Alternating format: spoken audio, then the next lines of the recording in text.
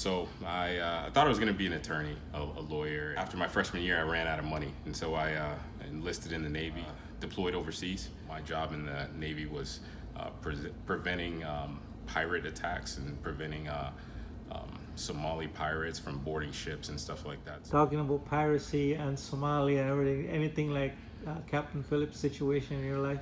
Right. That's exactly why we were out there. Essentially, after the Captain Phillips incident, the Navy tasked small groups of sailors, and particularly military police officers in the Navy, to be aboard ships to prevent things like that from continuing to happen. So I did experience some encounters with piracy, but from a distance, and it's an adrenaline rush. It's nerve-wracking to have to stand watch and be on guard, just protecting vessels going from port to port. So there were several times where the boats would come inbound and get very close to the ship, and just probing, essentially trying to see what our protocols would be in case they did try to board a ship or anything like that. So after I deployed overseas, I came home and was looking for a job, and I found my way down to Port Orange, and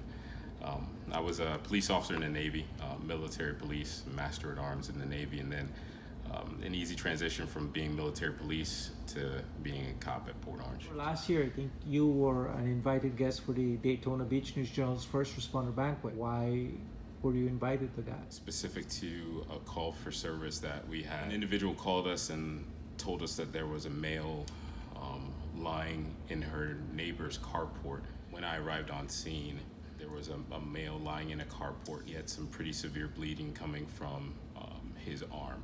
And what had happened is the male was suicidal. He had taken some pills, and he had tried to intentionally sever his arm with a electric table saw. I applied a tourniquet to his arm to prevent him from suffering any further injury at that point, and we were able to stop the bleeding. So you saved his life. Yes, sir. Now you're a policeman with Port Orange. Correct. What's it been like the last 6 years? It has been almost unbelievable, in the sense that I didn't know what I was getting into, and this department has given me every opportunity to succeed. It has been extremely rewarding to be able to work and kind of cut my teeth and get to know things in the law enforcement community here at the department.